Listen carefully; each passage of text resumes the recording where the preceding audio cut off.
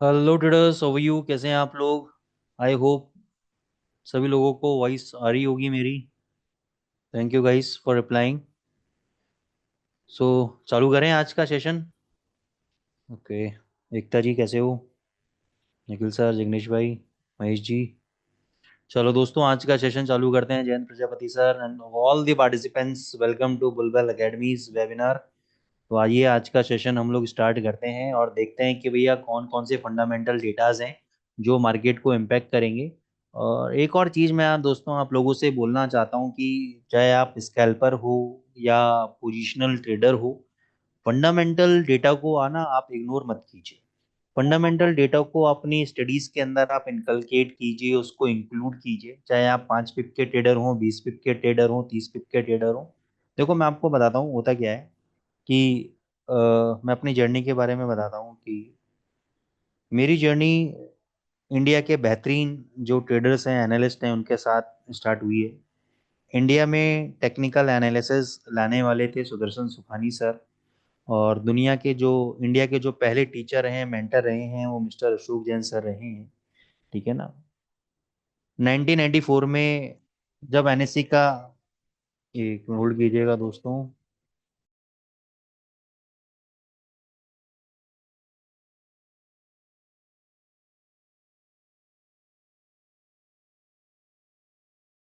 So guys, before moving forward कि मैं अपनी बात आगे रखूं, 2 मिनट के लिए अंकुर सर आप लोगों से बात करना चाहेंगे और कुछ मैसेज देना चाहेंगे। सो मैं उनको अनम्यूट कर रहा हूँ।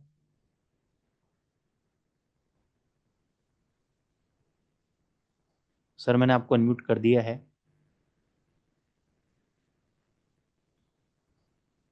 आप अनम्यूट कर सकते हैं अपने आप को। एक मिनट। आप, हाँ सर, आप बोल सकते हैं। Hello.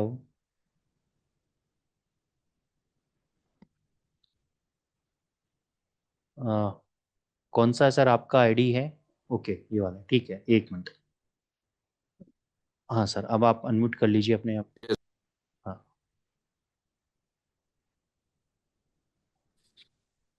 Thank you Hemendra ji. जी सर, थैंक यू सर। तो good evening all and happy new year. I hope के लास्ट हमारी जो आईबी मीटिंग रही और दमन में जितने भी लोग आए थे सबको नए मैसेज और नए पीपीटी के हिसाब से सब कुछ मैसेज मिल गया होगा। So now the new year and new year में हम लोगों ने कुछ नए टारगेट बनाए हुए हैं। सो हेमेंद्र जी, ये जो हमारी लास्ट अभी फ्राइडे को हमारी जो इन लोगों के साथ आईबी लोगों के साथ जितने भी आईबीस काम कर रहे हैं उनके साथ मीटिंग हुई है। जी सर। उसमें हमने डिक्लेयर किया जो लोग वेबिनार में बैठेंगे, क्योंकि आप जी। दोस्त करीबन 5 साल से बुलबुल के साथ जी। जुड़े हुए हो और जी। बुलबुल को जितने भी ट्रेडर्स हैं उनको हेल्प कर रहे हो, जी। बिकॉज एनालिसिस दे रहे हो, बिकॉज ऑफ जी। के वो लोग लॉस ना करें। तो भी जी सर। हमारी जो यहाँ पे काउंटिंग जो रहता है नंबर ऑफ मेंबर्स हाँ। जो एनालिसिस वेबिनार में बैठते हैं वो हाँ। काफी हाँ। कम लोग बैठते हैं। ओके। एक्चुअली आफ्टर 5 इयर्स हमारा टारगेट 100 से 200 पीपल के ऊपर होना यस। चाहिए, उसकी जगह बीस यस। पच्चीस मतलब 15 25 लोग 30 लोग जुड़ते हैं, राइट। वेबिनार खत्म खत्म होते होते केवल 15 लोग बैठ जाते हैं। राइट। राइट। जबकि ये सर्विस हम लोग फ्री में दे रहे हैं। राइट। राइट।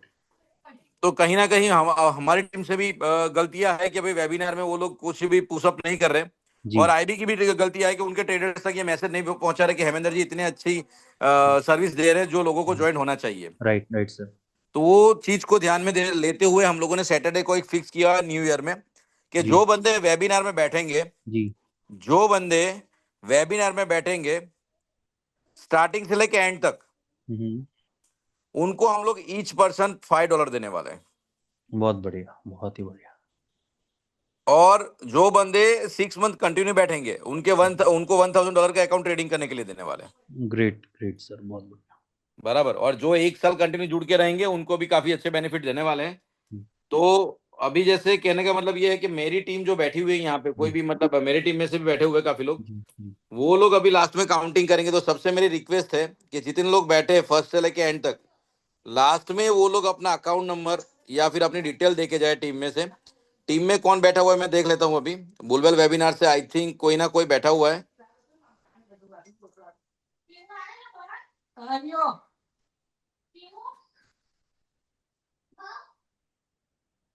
कौन है टीम में से कौन बैठा हुआ है? Falguni, are you there, right? Taha है शायद, ताहा मंसूरी है शायद। फाल्गुनी ताहा भी भी है। है। फाल्गुनी भी है। हाँ, तो ये दो लोग हैं। ठीक ये है। दो लोग सब अपने हिसाब, ताहा आप नोटिस कर लीजिएगा कितने लोग बैठे हुए हैं, कौन कौन बैठे हुए हैं, थोड़ा फाइनल करके फिर अपडेट कर दीजिएगा। और सबको एक बार सब हर कोई बंदों को रिक्वेस्ट है मेरी कि अपने कैमरे जो है, मतलब कि अपना कैमरा ऑन करके रखे, ताकि पता चले मेरी टीम को क्या कौन कौन बैठ रहे हैं। जिनको $5 का बेनिफिट चाहिए, जिनको $5 का बेनिफिट चाहिए, वो लोग अपने कैमरा ऑन करके बैठे और वेबिनार को शांति से सुने, ताकि आपका फंड आप लूज करके ना जाए। Thank you. So now okay sir. Hemendra ji, आप कंटिन्यू करिए। एंड जी all sir. Of you happy Uttarayan advance. अच्छी पतंग जगाइएगा, काटिएगा, और ये साल में आपकी सबकी पतंग सबसे ऊपर रहे।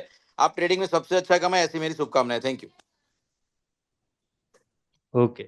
Thank you Ankur, Ankur sir. आपने इतना अच्छा प्रपोजल अपने क्लाइंट्स के लिए, अपनी टीम के लिए, अपनी फैमिली के लिए। देखो अंकुर सर की एक बहुत अच्छी बात है, जब भी मैं मिलता हूँ तो कभी भी नहीं कहते हैं मेरे क्लाइंट्स हैं, एक चीज़ वो हमेशा कहते हैं, चाहे अपने एम्प्लॉयज़ हों या उनके क्लाइंट्स हों, एक ही चीज़ बोलते हैं कि भाई ये मेरी फैमिली है। और ये एक मानना, कहना और मानने दोनों बातों में होता है, और वो दोनों चीजें करते हैं। ठीक है ना, पर्सनल लेवल पे, क्योंकि मैं तो यार देखो कई जगह जाता हूँ, कई जगह उठते बैठते हैं हम लोग सब इंडस्ट्रीज के अंदर, लेकिन अंकुर सर की सबसे यूनिक और खास बात यही है कि वो अपने लोगों को फैमिली मानते हैं। और आप पूरे वर्ल्ड में चले जाओ, मैं तो मतलब ओपन चैलेंज करता हूँ कि ये जो प्रोग्राम बुलबेल एकेडमी ने रखा है आप लोगों के लिए, $5 का, और देखो उनसे इनका क्या जा रहा है। आप खुद सोचो, ब्रोकर क्यों चाहेगा कि भाई वेबिनार में, ठीक है रुको रुको नहीं रुको मत, रुको आपकी इच्छा है, ठीक है ना, सीखना है आपको, सीखना है, ट्रेड करना है आपको, करना है। आप ब्रोकर के पास इसलिए नहीं आते कि भाई ब्रोकर आपको एजुकेशन दे रहा है, टिप्स दे रहा है, ठीक है वो सेकेंडरी पार्ट है। सबसे पहले आप आते हो ब्रोकर के पास कि भाई आप कम कमीशन चार्ज कर रहा है, स्प्रेड ले रहा है, फलाना है ढिमका है, और क्या बेनिफिट मिल रहे हैं, उस चीज के लिए आते हो आप। ठीक है ना, तो वो ब्रोकर आपको अपने हिसाब से मैनेज कर सकता है, दे सकता है। लेकिन यहाँ पे ब्रोकर अगर आपको कह रहा है कि भाई आप एजुकेशन लो, सीखो, लॉस मत करो, बने रहो, अपनी वेल्थ क्रिएट करो, तो यार इससे मतलब आप लोगों का ही बेनिफिट है। और इससे ऐसा बढ़िया ब्रोकर और ऐसी बढ़िया एकेडमी आपको नहीं मिल सकती, ये मेरा पर्सनल अपना मानना है। ऐसा नहीं कि मैं ट्रेनर हूँ, अगर मैं एज ए क्लाइंट भी होता, अगर आपकी जगह भी होता, तो रियली में मैं इस चीज़ को अप्रिशिएट करता। खैर एनी हाउ, हम लोग आगे चलते हैं। और दूसरा, हमें इस फाइनेंशियल मार्केट के अंदर जुड़ना क्यों जरूरी है, क्योंकि आप सब लोग, हम सब लोग पेनेडेमिक पीरियड से निकल कर आए हैं, कोरोना पीरियड से निकल कर आए हैं। हम सब लोग कहीं ना कहीं अपने अपने लेवल पे फाइनेंशियल एडजस्टमेंट्स किए हैं, चाहे हमारे पास पहले से ही अच्छा सेटअप क्यों ना हो या ना हो। दोनों केसेस के अंदर कहीं ना कहीं फाइनेंशियल तो इश्यूज सब लोगों ने झेले हैं। ठीक है, अभी आपने नया वायरस देखा होगा, HMPV वायरस करके नया आ रहा है, जिसकी कोई भी अभी, कोई अच्छा मान रहा है, कोई कह रहा है कि ज्यादा घबराने की जरूरत नहीं है, हमें कुछ भी नहीं पता है। लेकिन पर्पस क्या है कहने का, कि अगर आपने ये स्किल को डेवलप कर लिया, ठीक है ना, आपने ट्रेडिंग के स्किल्स को डेवलप कर लिया, कैपिटल प्रोडक्शन की स्किल को डेवलप कर लिया, तो कल को भगवान ना करे, पहले तो ये आए नहीं ऐसी सिचुएशन, जो लोग बेचारे डेली के लेबर करते हैं उनको बड़ी दिक्कत हो जाती है। ठीक है ना, लेकिन फिर भी मैं कहता हूँ कोई भी किसी दिक्कत नहीं आनी चाहिए, और अगर आई तो एटलीस्ट आप लोग इतने सक्षम हो, इतने स्किल्ड हो, कि घर पे बैठ के हम अपना रेवेन्यू जनरेट कर सकते हैं ट्रेडिंग के माध्यम से। तो चलिए आज का सेशन हम लोग स्टार्ट करते हैं इसी उम्मीद के साथ, इसी विचारों के साथ, कि हम लोग आगे चल के कहीं ना कहीं एक बहुत बढ़िया वेल्थ क्रिएट करेंगे, और हमारी बहुत अच्छी जर्नी रहेगी। तो मैं आपको एक बात बताने वाला था, और बात बता भी रहा था मैं आप लोगों को, कि जब भी हम मार्केट में आते हैं, चाहे हम स्कैल्पर हों या पोजिशनल ट्रेडर हों, फंडामेंटल डेटा को हमेशा हमें इनकलकेट करना चाहिए अपनी स्ट्रेटजीज के अंदर, और अपनी ट्रेडिंग पार्ट के अंदर इसको इंक्लूड करना चाहिए। क्यों ऐसा, मैं आपको बताता हूँ। मेरे मेरे जो मेंटर हैं सुदर्शन सुखानी जी, जो कि इंडिया के अंदर, इस पूरे भारतवर्ष के अंदर पहले एनालिस्ट रहे हैं, इस पूरे भारतवर्ष के अंदर टेक्निकल एनालिसिस लाने वाले पहले व्यक्ति रहे हैं वो। ठीक है ना, तो उनके साथ मैं जुड़ा 2005 के अंदर, वो 94 के अंदर, 95 के अंदर, वो इंडिया में दो बड़े सॉफ्टवेयर चलते थे उस जमाने में। एडवांस गेट नाम का, एक मेटा स्टॉक नाम का सॉफ्टवेयर चलता था। उस समय एडवांस गेट की फीस 3 लाख रुपए, 4 लाख रुपए साल की होती थी। और उस जमाने में बता रहा हूँ मैं, इतना महंगा सॉफ्टवेयर हुआ करता था।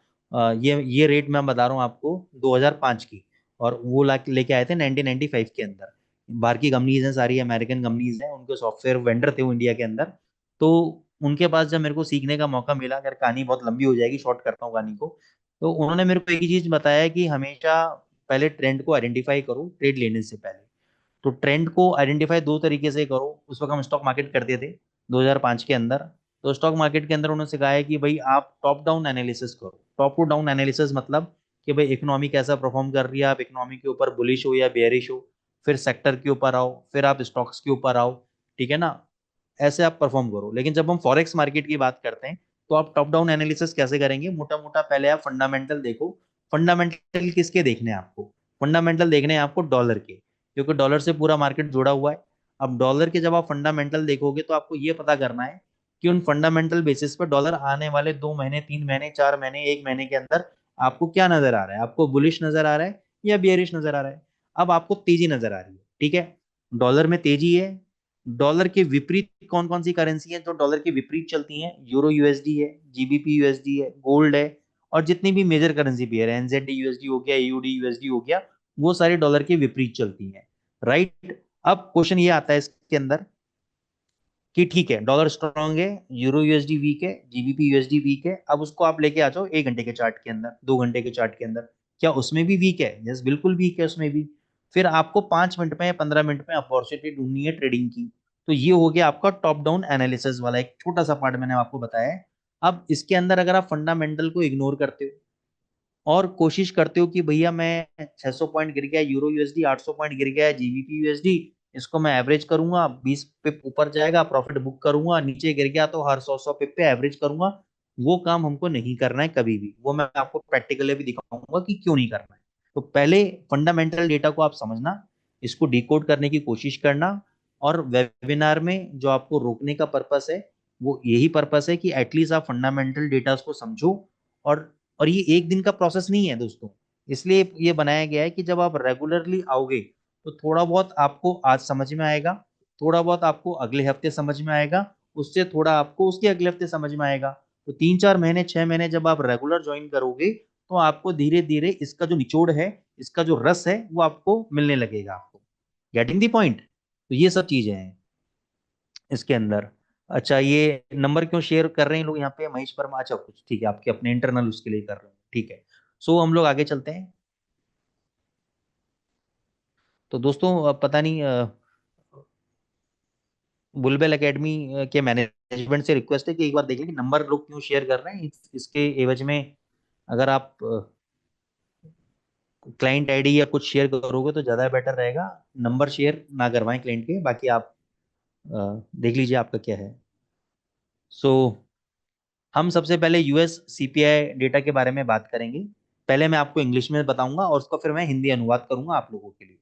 With the majority of indicators ending the year only slightly lower than where they begin, the Fed made little headway on inflation in 2024.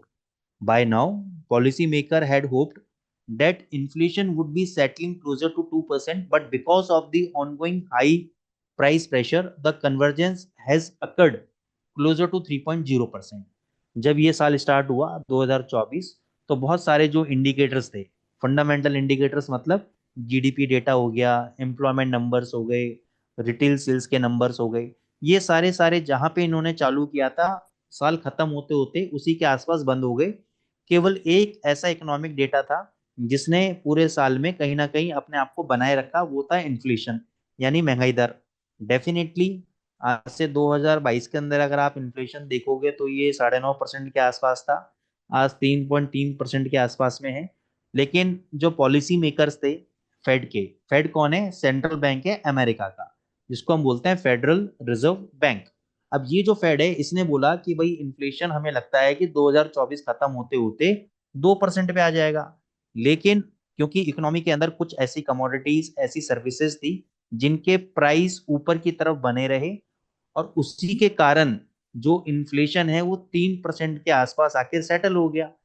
तो 1% ऊपर जो इनका टारगेट था 2% का, वो अचीव नहीं हुआ, लेकिन कहीं ना कहीं बहुत हद तक इन्होंने कंट्रोल कर लिया इन्फ्लेशन को, ठीक है ना। हाउएवर कुछ ऐसे इंडिकेशन मिले नवंबर के सीपीआई रिपोर्ट। अब देखो इन्फ्लेशन किससे नापा जाता है? इन्फ्लेशन नापा जाता है सीपीआई नंबर से। ये होता है कंज्यूमर प्राइस इंडेक्स, ठीक है। ये इन्फ्लेशन का बैरोमीटर है। अब इन्फ्लेशन का एक और कारण था बढ़ने का, सर्विसेज सेक्टर। सर्विसेज सेक्टर मतलब, सर्विसेज सेक्टर हो गया कि आप कोई कंसल्टेंसी दे रहे हो, इंजीनियरिंग सर्विसेज दे रहे हो, या जो भी आप सर्विस सेक्टर को आप समझ सकते हो, बहुत सारी कैटेगरीज आती हैं। इसके अंदर आपका जो प्राइस प्रेशर था वो हायर साइड था। अब उस हायर साइड के कारण इन्फ्लेशन जो होता है यानी महंगाई दर, वो ऊपर की तरफ बना रहा। ठीक है ना, जिसके कारण आपका इंटरेस्ट रेट बढ़ने के चांसेस आपके ऊपर की तरफ बढ़े रहे। अब इसका रिलेशन समझो, जब भी बाजार में इन्फ्लेशन बढ़ता है, महंगाई दर बढ़ता है, सरकार इसको कंट्रोल करने के लिए इंटरेस्ट रेट को ऊपर करती है, और इंटरेस्ट रेट के ऊपर जाने से डॉलर की वैल्यू आपकी ऊपर जाती है। ठीक है, सिंपल सा इसका वो समझो। अब इस वजह से बाजार में डॉलर इंडेक्स टूटा नहीं, बढ़ता रहा, क्योंकि इन्होंने इन्फ्लेशन जो था 3% से नीचे गिरने को रेडी नहीं था। बाजार क्या चाह रहा था, फेड चाह रहा था 2% पे आ जाए, लेकिन क्योंकि सर्विस सेक्टर के अंदर प्राइस प्रेशर इतने ज्यादा हाई थे कि इसको 3% के नीचे ला नहीं पा रहे थे ये, जिसके कारण इन्होंने पहले बोला था कि हम इंटरेस्ट रेट को रिड्यूस कर देंगे, करते करते इसको नीचे लेकर आएंगे। इन्होंने अक्टूबर के बाद से इंटरेस्ट रेट को रिड्यूस करना बंद कर दिया। अब जब इंटरेस्ट रेट रिड्यूस नहीं होगा तो ये डॉलर के लिए पॉजिटिव है, इसलिए आपको मैं दिखाऊंगा अभी कि अक्टूबर, पहले अक्टूबर से डॉलर इंडेक्स आपको ऊपर जाने लग गया। उससे पहले डॉलर इंडेक्स आपका नीचे की तरफ ट्रेड कर रहा था आपका। ठीक है, अब आगे चलते हैं। अब ये जो सीपीआई डेटा है, इन्फ्लेशन का डेटा, ये कब आएगा? ये आएगा आपका वेनेसडे को, यानी परसों आएगा, बुधवार को। अब अगर ये इन्फ्लेशन डेटा आपका इंक्रीज होके आता है, यानी महंगाई दर अगर आपका और ज्यादा इंक्रीज होता है, तो ये डॉलर के लिए और भी ज्यादा पॉजिटिव है। अब डॉलर के लिए अगर पॉजिटिव है तो डॉलर ऊपर जाएगा, बाकी की करेंसीज नीचे जाएंगी। अब क्या ये वाकई में ऊपर आएगा? तो उसको समझते हैं।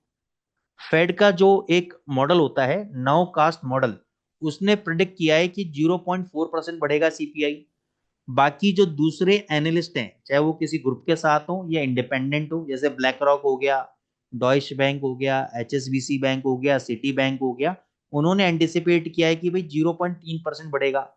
अब चाहे ये 0.4 बढ़े, 0.3 इंक्रीज हो, इंटरेस्ट रेट, ये इन्फ्लेशन तो इंक्रीज होना ही होना है। तो इन्फ्लेशन अगर इंक्रीज होगा तो ये डॉलर के लिए पॉजिटिव है। पिछले हफ्ते नॉन फार्म पेरोल का डेटा आया था, और नॉन फार्म पेरोल का डेटा पॉजिटिव आया था, और ये बात मैंने आपको मंडे को बता दी थी जब लास्ट हमारा एनालिसिस हुआ था कि भाई मेरे को लगता है कि नॉन फार्म पेरोल का डेटा पॉजिटिव आना चाहिए। अब दूसरी कहानी क्या है, दूसरी एक और स्टोरी है। दूसरी स्टोरी है कि भाई मार्केट में जब नया साल स्टार्ट हुआ था, तो फेड ने एक स्टेटमेंट दिसंबर में ही पास कर दिया था कि भाई 2025 के अंदर हम केवल दो 25 बेसिस पॉइंट यानी 0.25 बेसिस पॉइंट ही इंक्रीज करेंगे। अब जो लोग नए हैं उनको मैं समझा देता हूं कि बेसिस पॉइंट का मतलब क्या है। 1% होता है, 1% के अंदर 100 बेसिस पॉइंट होते हैं। 1% के अंदर 100 बेसिस पॉइंट होते हैं। तो 0.25 बेसिस पॉइंट का मतलब क्या हुआ? 0.25%। ठीक है, सो 2 बेसिस पॉइंट इंक्रीज होंगे। अब मान के चलो कोई चमत्कार हो जाता है और सीपीआई डेटा आपका नेगेटिव आ जाता है। सीपीआई डेटा जब भी नेगेटिव आएगा तो इसका मतलब क्या हुआ कि अब ये जो 2 बेसिस पॉइंट बढ़ने थे पूरे साल में, अगर सरकार ने कहा कि नहीं भाई सीपीआई डेटा नेगेटिव आ गया है, मामला गड़बड़ है, इकोनॉमी के अंदर दिक्कतें आ रही हैं, तो ये आपका 4 टाइम, अगर 4 बार इन्होंने बोला कि हम इंटरेस्ट रेट रिड्यूस करेंगे, तो डॉलर के अंदर सेलिंग चालू हो जाएगी, डॉलर के अंदर सेलिंग चालू हो जाएगी। ठीक है, लेकिन अभी इसके चांसेस नेग्लिजिबल है, इसलिए मैंने चमत्कार वर्ड का यूज किया, क्योंकि इसका जो नेगेटिव आने के जो संकेत हैं ऑलमोस्ट ना के बराबर है। ठीक है ना, तो ये ऊपर ही जाने के चांसेस हैं इसके अंदर। फिर इसके अलावा, सीपीआई डेटा के अलावा, कल आएगा आपका प्रोड्यूसर प्राइस इंडेक्स डेटा आएगा कल ट्यूसडे को। ठीक है, ये जो महंगाई दर का डेटा होता है ना, सीपीआई डेटा, ये कंज्यूमर के लेवल पे होता है। कंज्यूमर मतलब मेरे और आपके जैसे लोगों के लेवल पे होता है। और ये जो प्रोड्यूसर प्राइस इंडेक्स डेटा है, ये मैन्युफैक्चर के लेवल पे डेटा निकलता है कि भाई जो फैक्ट्री लगा के व्यक्ति बैठा हुआ है, जो सामान को प्रोड्यूस करके बंदा बैठा हुआ है, उसके लेवल पे महंगाई दर कितना बढ़ेगा, क्या उसने महंगाई दर को इंक्रीज किया है, तो ये डेटा भी आपको उस पे रखना जरूरी है, अपने नोटिस में रखना जरूरी है कि पीपीआई डेटा अगर इंक्रीज होके आता है तो यहाँ पे इसका रिलेशन सीपीआई डेटा के साथ में है। ठीक है, सीपीआई डेटा के साथ में है रिलेशन, इसका मतलब क्या हुआ कि अगर पीपीआई डेटा इंक्रीज होके आएगा तो there is a higher chances कि सीपीआई डेटा भी इंक्रीज होके आएगा, लेकिन गारंटी नहीं है इस बात की। इस बात को आप ये मत समझ लेना कि पीपीआई डेटा अगर पॉजिटिव आया है तो सीपीआई को भी पॉजिटिव आना पड़ेगा, नहीं, नहीं जरूरी नहीं है भाई। मेरी मान के चलो, मैं सिंपल सा एग्जांपल देता हूँ, को पहले भी दिया है मैंने एग्जांपल, जब मैंने फंडामेंटल्स कराया था, मैं कोई सामान प्रोड्यूस कर रहा हूँ मान के चलो, ठीक है, मेरी जो कॉस्ट ऑफ प्रोडक्शन है, यानी उस सामान को बनाने की जो मेरी लागत है या कीमत है, वो पड़ रही है 10 रुपए यूनिट।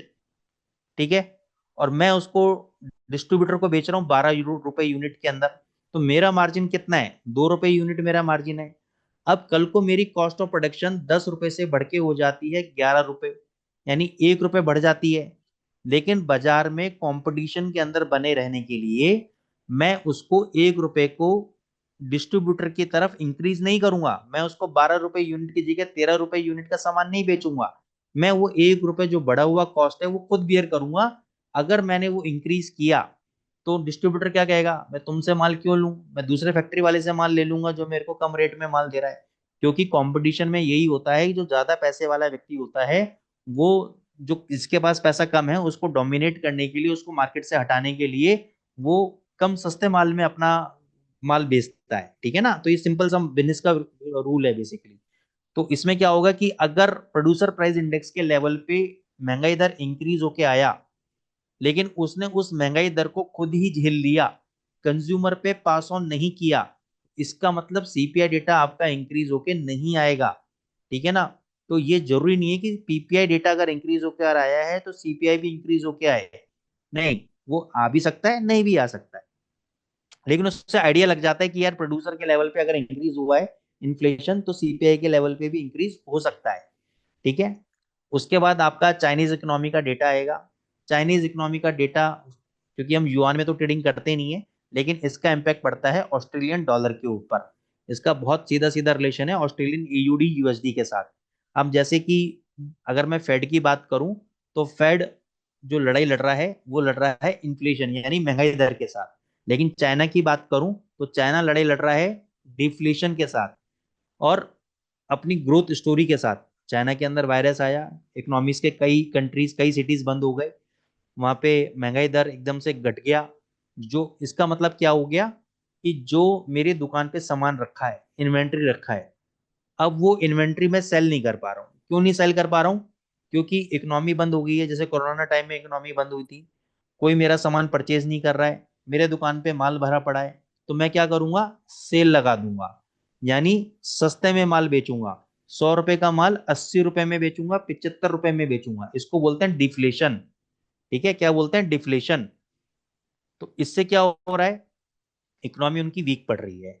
इस हफ्ते में आपको फ्राइडे को जीडीपी डेटा आएगा इनका, और जीडीपी डेटा अगर खराब आया तो जो वहाँ के मेंबर्स हैं, इकोनॉमिस्ट हैं, वो कोशिश करेंगे कि अपने आप को दुनिया से बचाएं, वहाँ की जनता से ये बोलें कि नहीं भाई हमारी इकोनॉमी बहुत बढ़िया है, हमारी इकोनॉमी बेटर चल रही है, परफॉर्मिंग बेटर कर रही है। क्यों ऐसा बोलेंगे, क्योंकि अभी तक युआन के अंदर सितंबर से लेकर और अब तक 4.5% की गिरावट आ चुकी है युआन के अंदर। ठीक है ना, तो वो नहीं चाहते कि उनकी करेंसी और ज्यादा वीक हो, तो वो इस बात को दुनिया से हो सकता है छुपाएं कि भाई हमारी इकोनॉमी बहुत बढ़िया है, हमारे पास ये है, फलाना है, ढिमका है। ठीक है ना, लेकिन जीडीपी डेटा अगर इनका खराब आया तो डेफिनेटली ग्लोबल लेवल पे, मैं चाइनीज लेवल पे नहीं बोल रहा हूँ, जो लोग स्टॉक मार्केट में हैं, वो भी समझ लें, ग्लोबल लेवल पे आपका रिसेशन और ज्यादा गहराएगा। जो लोग स्टॉक मार्केट के अंदर हैं वो समझ लें कि आपके लिए चिंता का विषय है और बहुत भयंकर करेक्शन आपको मार्केट में देखने को मिलेगा, और इसका फायदा डॉलर को मिलेगा, तो फॉरेक्स मार्केट में भी डॉलर स्ट्रांग होगा और करेंसीज की और भी ज्यादा मट्टी बलित होगी। ठीक है, उसके साथ साथ आपका थर्सडे को ऑस्ट्रेलिया के एम्प्लॉयमेंट नंबर्स भी हैं आपके। ठीक है, तो ये आपके डेटा पॉइंट्स हो गए। अब हम चलते हैं टेक्निकल पार्ट्स की तरफ। मैं अभी स्क्रीन आपसे वापस शेयर करता हूं।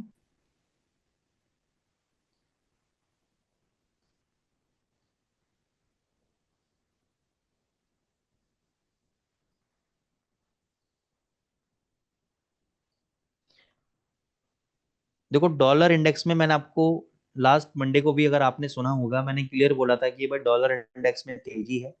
फंडामेंटल पॉइंट ऑफ व्यू से कोई भी मेरे को अभी नेगेटिव चीज नजर नहीं आ रही है। टेक्निकल के अंदर भी कोई भी मेरे को चीज नेगेटिव नजर नहीं आ रही। अब टेक्निकल में एक चीज आप समझना, मार्केट के अंदर इसके प्रेडिक्शन भी हम लोग करेंगे अभी। डॉलर इंडेक्स ये गिरा,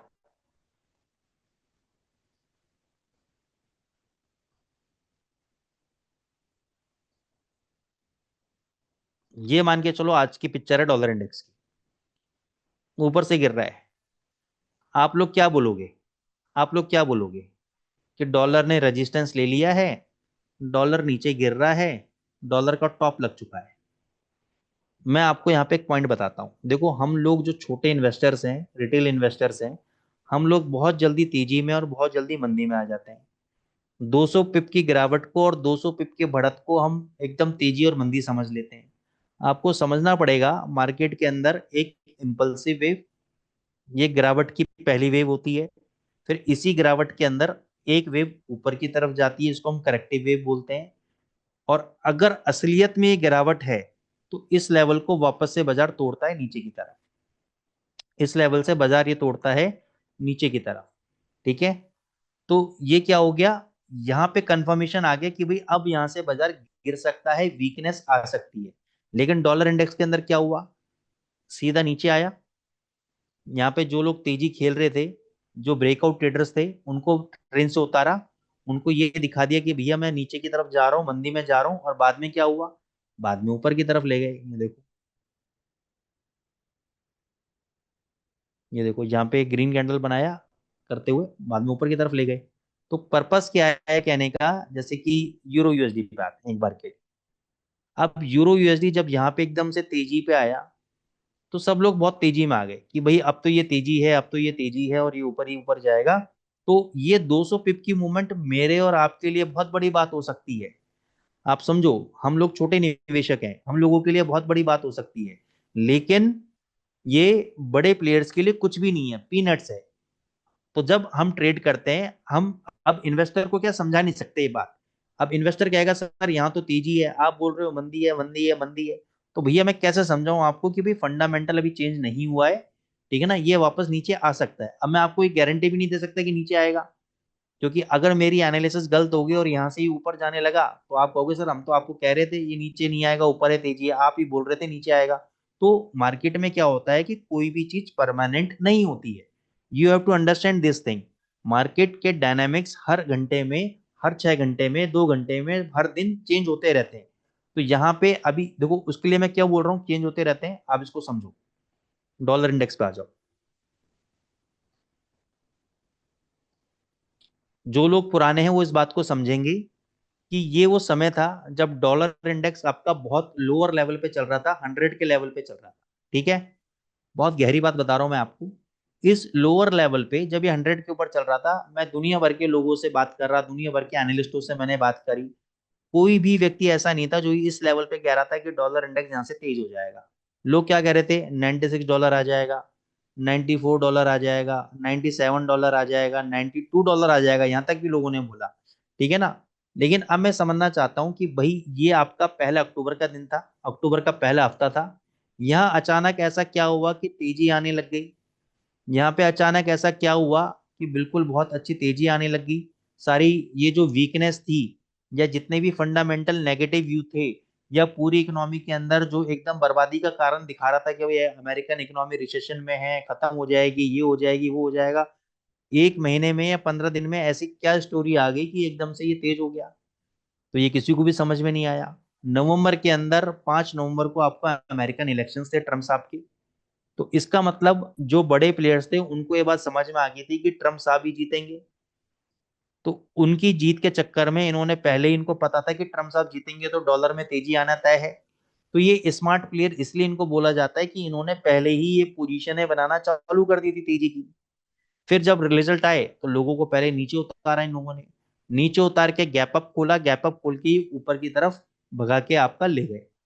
ठीक है, अब ये जो फंडामेंटल पिक्चर है इसको समझने के लिए लगता है समय। और जब हम ट्रेडिंग करते हैं तो हमें क्या चाहिए, इंस्टेंट रिजल्ट। क्लाइंट क्या कहता है, सर अभी बताओ ऊपर जाएगा या नीचे जाएगा। ठीक है ना, क्लाइंट तो क्या चाहता है, सर ये चल रहा है ये बताओ यहाँ से ऊपर जाएगा या नीचे जाएगा, क्लाइंट को सीधा सा ये चाहिए। लेकिन you have to understand this thing कि ट्रेडिंग इतना आसान नहीं है, उसको डिकोड करने के लिए, उसको बहुत सी बातों को समझने के लिए। अब देखो आप मेरे से पूछोगे क्या है, मैं क्या बोल रहा हूँ, तेजी है। अब मेरे तेजी बोलते ही ये नीचे आने लग जाएगा यहाँ से, तो आप बोलोगे सर आप तो बोल रहे थे तेजी है, और 2 घंटे बाद मेरे को फोन करके पूछोगे, मैं बोलूंगा कि नहीं नहीं तेजी नहीं है मंदी है। तो आप कहोगे सर एक बात पे तो टिका करो। भाई जब मार्केट एक जगह नहीं टिक सकता तो मैं अपनी बात पे कैसे टिकूंगा एक जगह। तो ऐसे ही आपको भी बनना है, आपको भी मार्केट के अंदर अपनी बातों पे, अपनी एनालिसिस में नहीं टिकना है। आपको अपनी एनालिसिस को चेंज करते रहना है मार्केट के डायनामिक्स के साथ साथ। जैसे ही मार्केट के डायनामिक चेंज होंगे, मार्केट बोलेगा मंदा हूं, आपको बोलना है मैं मंदा हूं। मार्केट बोलेगा 1 घंटे बाद मैं तेजी हूं, तो मैं तेजी में हूं। ठीक है ना, तो you have to understand this thing कि मार्केट के डायनामिक्स रातों रात कभी बार चेंज हो जाते हैं। ठीक है ना, जैसे मैंने डॉलर इंडेक्स में दिखाया कि बहुत ज्यादा मंदी थी, लेकिन अक्टूबर के अंदर अचानक से ये डायनामिक्स चेंज हो गए इसके, एक ही झटके में चेंज हो गए डायनामिक्स सारे। तो अब क्या हुआ, ये खाली ट्रम्प साहब की बात नहीं है। अगर आप अक्टूबर से उठा के देखोगे तो इकोनॉमिक जितने भी डेटा पॉइंट्स हैं सब पॉजिटिव आने लग गए थे धीरे धीरे धीरे धीरे करके। चाहे वो नॉन फार्म पेरोल डेटा हो, एम्प्लॉयमेंट नंबर्स हो आपके जितने भी हैं, चाहे सीपीआई डेटा हो आपका, या अदर डेटा हो, अक्टूबर से लेकर बाद में सब पॉजिटिव आने लग गए थे धीरे धीरे। तो इकोनॉमी अच्छी होने लग गई। फिर ट्रम्प साहब ने बोला मैं टैरिफ लगा दूंगा, तो टैरिफ लगाने से अमेरिका की इकोनॉमी इंक्रीज होगी। ठीक है ना, और आपका इन्फ्लेशन बढ़ेगा, इन्फ्लेशन बढ़ने से क्या होगा, डॉलर की वैल्यू बढ़ेगी, इसलिए और तेज हो गया डॉलर इंडेक्स। और अभी भी इस लेवल पे डॉलर इंडेक्स में कोई ये नहीं कह सकता कि ये नीचे कब आएगा, क्योंकि अभी तक फंडामेंटल डेटा इसको सपोर्ट कर रहे हैं। अब मेरा यहाँ पे एक डाउट है जो मैं एनालिसिस करता हूँ उसके बारे में मैं आपको बताता हूँ। भाई ये जो तेजी आनी थी आपकी, ये जो तेजी है, ये किस वजह से आई। इकोनॉमिक डेटा अच्छा है, पहला कारण। ट्रम्प साहब आ गए, उनकी पॉलिसीज अच्छी हैं। लेकिन ट्रम्प साहब आए, उनकी पॉलिसीज अच्छी हैं, इकोनॉमिक डेटा अच्छे हैं, तो ये तो अच्छा है ना, हो गया काम। लेकिन अब जब ट्रम्प साहब 20 तारीख को अपनी गद्दी संभालेंगे, और उसके बाद जो पॉलिसी, जिन पॉलिसीज की वजह से तेजी आई है, जब वो पॉलिसीज इंप्लीमेंट करेंगे, तो इसका इम्पैक्ट तेजी की तरफ जाना चाहिए, नीचे जाना चाहिए। क्योंकि जिन पॉलिसीज की वजह से तेजी ऑलरेडी बाजार ने एनकैश कर ली है, ठीक है ना, तो आपको नहीं लगता कि ये नीचे जाना चाहिए, एक स्पाइक मारेगा ऊपर की तरफ फिर नीचे आना चाहिए। क्योंकि जो तेजी आनी थी, जिन डेटा की वजह से आनी थी, डेटा के बाद जो तेजी आनी थी वो तो पहले आ गई, वो तो पहले आ गई तेजी। तो मेरे को लगता है कि यस, थोड़े टाइम ये तेजी पकड़ेगा, डेफिनेटली पकड़ेगा। अभी तक तो देखो मंदी का कोई असर है नहीं, और मैं इतनी जल्दी कह नहीं सकता कि भाई मंदी आएगी। मेरे को तभी फुल तेजी इसमें नजर आती है। कहां तक आ सकती है, डेली चार्ट पे चलते हैं। देखो यहाँ पे 110 के ऊपर अगर आज ये बंद हो गया, तो ये जो नेक्स्ट रेजिस्टेंस लेवल है 113.37 का है। ये पूरा रास्ता खुला हुआ है, बीच बीच में छोटा सा एक रेजिस्टेंस है यहाँ पर। लेकिन मेरे को लगता है अगर 110 के ऊपर आज बंद हो गया, उसका हाई ट्रेड हो गया, तो $113, और सच मानो मेरी बात, तो ये जो प्रीवियस हाई है डॉलर इंडेक्स का $114 का कुछ था, ये टूटता हुआ मेरे को नजर आ रहा है। और मेरे को $116 तक ये जाता हुआ नजर आ रहा है डॉलर इंडेक्स। ठीक है, अब मान के चलो मैंने ऐसा बोल दिया। अब 2-3 दिन बाद, एक हफ्ते बाद क्या हुआ, डॉलर इंडेक्स ने बना दिया एम पैटर्न ऐसे। अब अगले हफ्ते मंडे को आऊंगा, मैं बोलूंगा डॉलर इंडेक्स लग रहा है मेरे को $160, $106। अब आप कहोगे सर क्या बात कर रहे हो, पिछली बार तो आप $116 बोल रहे थे, अब आपको $106 नजर आ रहा है। बिल्कुल। यहाँ पे रीजन क्या है, यहाँ पे मार्केट का स्ट्रक्चर जब आज की तारीख में मैं कर रहा हूँ तो तेजी में है। अगले हफ्ते तक अगर ये मंदा आ गया, या इसने अपने स्ट्रक्चर को चेंज कर लिया, या मान के चलो ट्रम्प साहब ने आके कुछ ऐसा बोल दिया कि जो डॉलर के लिए नेगेटिव है, तो मैं भी अपने व्यूज को चेंज करूंगा और पोजीशनों को तुरंत चेंज कर दूंगा। तो ये इतना स्ट्रक आपको होना पड़ेगा, इतना इंस्टेंट एग्जीक्यूशन आपको करना पड़ेगा बाजार के अंदर। ठीक है ना, आपको अपनी पोजीशनें बदलनी पड़ेंगी बाजार के अंदर, तेजी से मंदी में आना पड़ेगा। लेकिन अभी तक फिलहाल ये तेजी में, ये तेजी में, इसमें मंदी के कोई भी संकेत नहीं है। अब हम आते हैं यूरो यूएसडी पे। यूरो यूएसडी पे सारे सपोर्ट टूट चुके हैं। नेक्स्ट सपोर्ट आपका ये वाला आ रहा है, मैं दिखा देता हूं आपको, 9779 के आसपास। ये आपका दूसरा सपोर्ट लेवल है मेन। और ये आपका पहले जो 9500 के आसपास का इसने लो लगाया था, वहां तक आने की तैयारी कर रहा है। अब क्वेश्चन ये है कि क्या ये आ सकता है? तो चलो इसके लिए कुछ डेटा पॉइंट्स देखते हैं हम लोग। मंथ में आ जाओ आप। मैं एक मंथ का चार्ट खोल लिया है, कुछ दिखाना चाहता हूँ मैं आपको। और ये बात मैंने पहले भी दिखाया है कई बार अपने वेबिनार्स में, लेकिन आप दोबारा देख लो आप। ये समय है 1 अगस्त 2008 का, 1 जुलाई 2008 का। उस समय यूरो यूएसडी का हाई चल रहा था 1.6038। मैं लिख देता हूं कितना चल रहा था, 1.6038। मंथली चार्ट है। यहां पे लो लगा यूरो यूएसडी का 1.2329।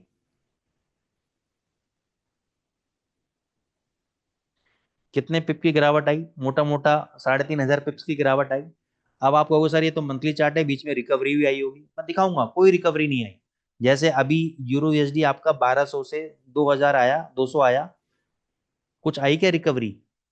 बीच में आया था कि रिट्रेसमेंट 100 150 पिप का आया होगा, 200 पिप का आया होगा, उसमें कुछ फायदा हुआ आपको? निकल पाए आप अपनी पोजीशन से? जिन्होंने 980 के लेवल से, 900 के लेवल से, 1100 1200 के लेवल से जिन्होंने यूरो एसडी बाय कर रखा है, क्या आपको निकलने का मौका मिला उस रिट्रेसमेंट में? नहीं। तो ऐसी ही रिट्रेसमेंट यहाँ पे आई है, ज्यादा बड़ी रिट्रेसमेंट नहीं आई है।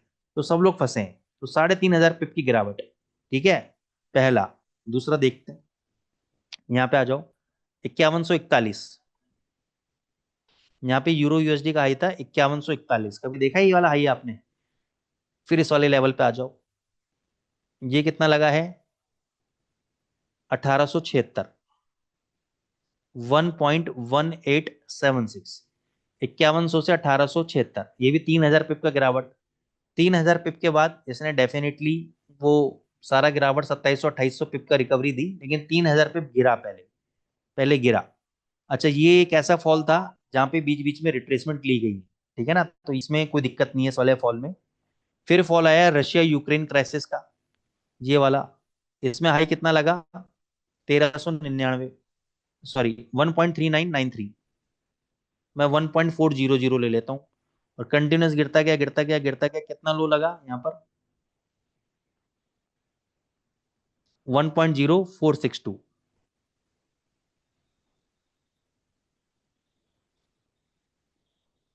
1.0462। ठीक है। कितना गिरावट आया? 3000 पिप से ज्यादा गिरावट आई, 3500 पिप की गिरावट आई इसके अंदर भी। अब ये समझो, यहां पर ये रशिया यूक्रेन क्राइसिस वाला था, सॉरी वो नहीं था। ये हाई लगा आपका 2254 का, 1.2254। और यहाँ पे लो लगा आपके सामने है 0.95 समथिंग का। ठीक है ना, तो इसमें अच्छी खासी गिरावट आई, 2 ढाई हजार 3000 पिप की। अब यहाँ पे देखो, यहाँ पे हाई लगा है 1214 का इसका। और यहाँ से एक 1000 पिप गिर चुका है। मंथ की कैंडल दिखा रहा हूँ, 4 महीने से चौथा महीना एक गिर रहा है अभी। तो क्या आपको लगता है 4 महीने में कभी रिकवरी आई है 1000 पिप के अंदर? बिल्कुल नहीं आई। अब एक और मजेदार वाली बात, ये हाई कभी पलट के वापस नहीं आया। ये वाला हाई कभी पलट के वापस नहीं आया। ये वाला हाई कभी पलट के नहीं आया। ये वाला भी नहीं आया। ये वाला भी नहीं आया और ये वाला भी नहीं आया। अब आपको लगता है ये हाई आएगा? हो सकता है आ जाए, मेरे को नहीं लगता ये वाला हाई दोबारा आएगा। ठीक है ना, आ जाए तो बहुत ही अच्छी बात है। तो मैं आपको ये कह रहा हूँ कि जो लोग एवरेजिंग कर रहे हैं, एवरेजिंग करना छोड़ो। एवरेजिंग करने से बर्बादी के अलावा कुछ भी नहीं है। ठीक है, एसएलटीपी वाला काम करो और जीवन में सुखी रहोगे।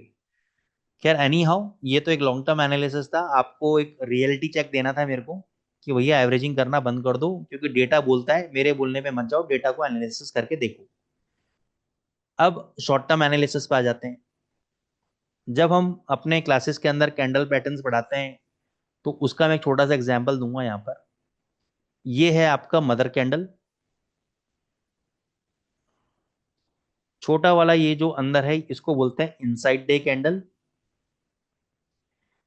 इस कैंडल का हाई, मदर कैंडल के हाई के ऊपर अगर कोई भी 2 आवर्स का कैंडल बंद हो जाता है, तो इस कैंडल के हाई के ऊपर हम बाय ट्रेड एग्जीक्यूट करेंगे। और इस कैंडल का लो हमारा एसएल रहेगा। यहां से ही हमें 300 तक, 300 तक की रिकवरी देखने को मिलेगी। पहला, ये वो लेवल है जहां पे एज पर दी स्मार्ट मनी कॉन्सेप्ट लिक्विडिटी बाजार ग्रैब करेगा, और इसको अगर पूरी तरीके से लिक्विडिटी को खपा लिया है इसने, इसको खपाने के बाद अगर ऊपर गया फिर नेक्स्ट टारगेट आपका 400 तक आएगा। अदरवाइज जो अभी डॉलर इंडेक्स की कंडीशन है, मैंने आपको बता दिया 0.9775 तक ये नीचे गिरने के लिए रेडी बैठा हो। शॉर्ट टर्म ट्रेड मैंने आपको दे दिया है। शॉर्ट टर्म ट्रेड यही है कि अगर इस कैंडल के हाई के ऊपर, मदर कैंडल के हाई के ऊपर अगर 2 आवर्स का कैंडल बंद हो जाता है, इसके ऊपर हम बाय ट्रेड एग्जीक्यूट करेंगे और इसी कैंडल के लो के नीचे अपना स्टॉप लॉस प्लेस करेंगे। यूरो यूएसडी में अभी यही एक ट्रेडिंग अपॉर्चुनिटी हमें नजर आती है। कुछ व्यक्ति ऐसे होंगे जो कहेंगे कि सर मैं ऊपर से सेल कर दूं। सर सेल कर सकते हो, लेकिन 1000 पिप गिरने के बाद ये समय सही नहीं है सेल करने का, ठीक है ना, तो इसको अभी हम सेलिंग के लिए अवॉइड करेंगे। दूसरा, कई व्यक्ति ऐसे होंगे जिन्होंने 900 पे बाय कर रखा होगा यूरो यूएसडी, तो उनको मैं ये रिकमेंड करूंगा कि अगर कल को 300 के आसपास आ जाए, 350 के आसपास आ जाए, पोजीशन को हैज कर दो। अब हैज को, पोजीशन को काटना, उससे निकलना बहुत तकलीफ प्रोसेस होता है, बड़ा प्रोसेस है। एक्यूरेट एनालिसिस चाहिए, एक्यूरेट लेवल पे कि कहाँ हैज खुलना है, किस लेवल पे वापस से हैज मारना है, वो एक बड़ी गणित है। तो उसको छोड़ के मैं आपको तरीका बताता हूँ। मान के चलो आपको $500 का नुकसान हो रहा है, आपने हैज कर दिया। अब या तो अगर आपके पास इक्विटी नहीं बची तो गॉड ब्लेस यू, मेरे को भी नहीं पता क्या करना है उसके अंदर। आपको इक्विटी डालनी पड़ेगी। आपको इक्विटी डालने के बाद आपको स्ट्रेटेजी बनानी पड़ेगी। मैं दुनिया भर की स्ट्रेटेजी आपको सिखाता हूँ, एसएल और टीपी वाली, कि भाई स्टॉप लॉस और टीपी के साथ हम काम करें। अब मैं इतना समझता हूँ कि आप लोग इतने समझदार तो हुई, मैं बहुत बड़ी बात नहीं कर रहा हूँ। आप डेली के $25 या $30 तो निकाल ही लोगे। चलो छोड़ो, मैं कहता हूँ इतना भी नहीं निकाल पा रहे, $20 तो निकाल ही लोगे पर डे के। अब $20 अगर आप पर डे के निकालते हो तो 20 ट्रेडिंग डेज के हिसाब से आपके $400 का प्रॉफिट होता है। मैं कहता हूं चलो ये भी छोड़ दो, आपको नुकसान भी तो होगा कुछ दिन, तो $300 आपने नेट कमाए। 300 में से मैं कहता हूँ $500 में से $200 का नुकसान उड़ा दो, क्लोज कर दो। तो 300 में से $200 का नुकसान उड़ाओगे तो आपके पास नेट कितना बचेगा? $100 बचेगा। कोई दिक्कत नहीं। इसी प्रोसेस को हम सेकंड मंथ अप्लाई करेंगे। सेकंड मंथ में फिर $200 उड़ाएंगे, तो 2 ढाई महीने के अंदर आपका ये पूरा $500 का जो हैज पोजीशन है इसको उड़ाना है। अब लोग यहाँ पे क्या गलती करते हैं, वो ये कहते हैं कि जो 900 पे मैंने बाय किया है ये भी सौदा मेरे को प्रॉफिट में चाहिए, जो मैंने 300 पे सेल किया है, हैज बनाया है, ये वाला सौदा भी मेरे को प्रॉफिट में चाहिए। सर इस चक्कर में रहोगे, इसको बोलते हैं ग्रीड, लालच। इस चक्कर में आप कभी भी हैज नहीं खोल पाओगे और हमेशा मारे जाओगे। तो ये एक तरीका है जिस तरीके से आप अपने अकाउंट को बचा सकते हो। ठीक है, बाकी चीजें फिर हम एडवांस क्लासेस में हमारी होती है उसमें कवर अप करेंगे। काफी सारे मनी मैनेजमेंट ट्रेडिंग स्ट्रेटेजीज हैं, और ये सब पेशेंस वाली स्ट्रेटेजीज है। रातों रात लॉस कवर नहीं होगा। लोग आते हैं मेरे पास, सर एक 15 दिन में लॉस कवर हो जाएगा, है ना, बड़ा स्टैंडर्ड लॉट लेके काम कर लें क्या छोटे से अकाउंट में, एक ही ट्रेड में? तो ये खुद खुशी वाली बात है। आर या पार वाली लड़ाई नहीं लड़नी हमको, है ना, हमको तरीके से चलना है मार्केट के अंदर। ठीक है, अब हम आते हैं जीबीपी यूएसडी पे। जीबीपी यूएसडी पे ऑलरेडी वीक है। अच्छा, इसमें कहानी क्या हुई इसको समझ लो। जीबीपी यूएसडी के अंदर, यूके इकोनॉमी के अंदर गवर्नमेंट ने क्या किया, गवर्नमेंट बॉन्ड्स इशू कर दिए हायर इंटरेस्ट रेट पे। हायर इंटरेस्ट रेट पे मतलब क्या? पहले मान के चलो गवर्नमेंट को पैसे की जरूरत थी, गवर्नमेंट ने बॉन्ड इशू किया 5% पे, ठीक है। गवर्नमेंट को और पैसे की जरूरत पड़ी, गवर्नमेंट ने सेम बॉन्ड निकाल दिया 7% पे। तो अब जब भी गवर्नमेंट, यानी गवर्नमेंट की जब भी कॉस्ट ऑफ बोरोइंग, यानी उधार लेने की क्षमता जब बढ़ती है और महंगे इंटरेस्ट रेट पे जब वो उधार लेते हैं, तो अल्टीमेटली उधार तो चुकाना पड़ेगा। लेकिन इस उधार लेने से इकोनॉमी के अंदर इन्फ्लेशन, महंगाई दर बढ़ता है, और महंगाई दर के बढ़ने की वजह से करेंसी की वैल्यू बढ़ती है। तो यानी इस केस में क्या हुआ, जीबीपी की वैल्यू बढ़नी चाहिए थी, लेकिन यहाँ पे जीबीपी की वैल्यू क्या हो गई, डाउन हो गई। अब लोगों को समझ में नहीं आ रहा। लोगों ने कहा कि सर आपने हमेशा तो हमें ये सिखाया है कि इन्फ्लेशन बढ़ने से करेंसी की वैल्यू ऊपर जाती है, लेकिन यहाँ तो उल्टा हो रहा है कहानी। तो यहाँ पे क्यों उल्टी हो रही है कहानी? क्योंकि यहाँ पे जो बड़े बड़े इकोनॉमिस्ट हैं, बड़े बड़े एनालिस्ट हैं, बड़े बड़े फंड मैनेजर्स हैं, उन्होंने चिंता जाहिर करी। क्योंकि इन्होंने जिस ब्याज दर पे ये लोग आज की तारीख में अपने बॉन्ड्स को बेच रहे हैं, जिस इंटरेस्ट रेट को ये पे कर रहे हैं वो इंटरेस्ट रेट 2008 में जब बाजार में बहुत बड़ा फाइनेंशियल क्राइसिस आया था उतने उस लेवल तक इनका ब्याज दर पहुंच गया है। तो अब इकोनॉमिस्ट कह रहे हैं कि इसका मतलब क्या है कि यूके वालों के पास पैसा ही नहीं है, इनकी इकोनॉमी के पास पैसा ही नहीं है इकोनॉमी चलाने के लिए, इसलिए इन्होंने इतना इतने हाई रेट पे बॉन्ड निकाले इन्होंने। तो वो चिंता के चक्कर में इनको डर लगा कि कहीं यूके की इकोनॉमी कोलैप्स ना हो जाए, मतलब बर्बाद ना हो जाए, इस वजह से इसमें गिरावट आई है, इतनी भयंकर गिरावट आई है। ठीक है ना। तो इन इसलिए मैं कहता हूं कि फंडामेंटल डेटा को इंक्लूड करा करो, समझा करो। अब डेली चार्ट पे देखो कंटिन्यूअसली गिरता जा रहा है, गिरता जा रहा है। इसका जो सबसे इंपॉर्टेंट सपोर्ट जोन है ये वाला, ये जोन है आपका